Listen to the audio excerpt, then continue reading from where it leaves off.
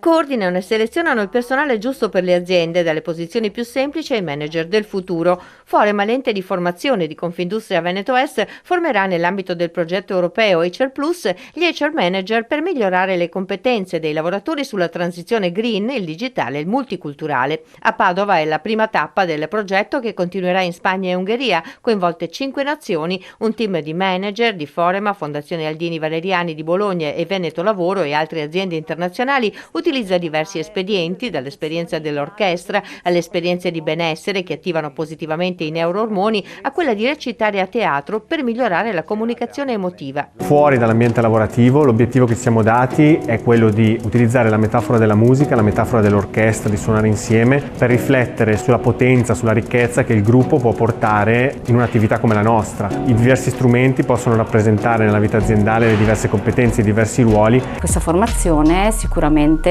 ha aiutato i dipendenti a prendere coscienza e ad approfondire alcune tematiche appunto sulla parità di genere, quali l'inclusività. È una scelta abbastanza avveniristica, nel senso che non ci sono tante esperienze di questo tipo, e ci è piaciuta molto anche per riuscire a portare un numero di persone importanti a teatro. In effetti fra questa sera e domani sera ne porteremo circa 800. Il compito del team di cui mi avvalgo è quello di portare il valore dei neurotrasmettitori, il valore, la conoscenza, la consapevolezza di come si attiva questa chimica del benessere, a che cosa ci serve.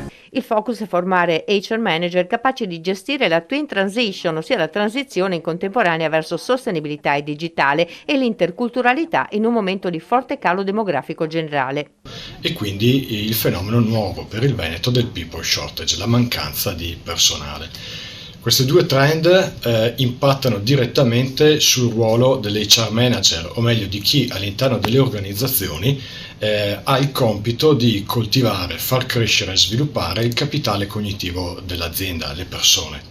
Questi trend non riguardano solamente la nostra regione, non riguardano solamente l'Italia, in particolare nelle imprese, nelle industrie che classifichiamo come knowledge intensive, cioè aziende in cui i processi di generazione del valore si basano essenzialmente sulle competenze, sul saper fare delle persone. Andremo a progettare nuovi percorsi professionali riconosciuti a livello comunitario, a testarli sul campo e a inserirli all'interno dei repertori di competenze a livello comunitario. Integrare nuovi lavoratori, molto spesso stranieri, implica migliorare le loro competenze o upskilling, come si dice tecnicamente. Gli HR manager a livello mondiale sono chiamati ad accogliere ed affrontare questa nuova sfida utilizzando strumenti innovativi che fanno crescere insieme tutta la società. Utilizzare la metafora della musica, la metafora dell'orchestra.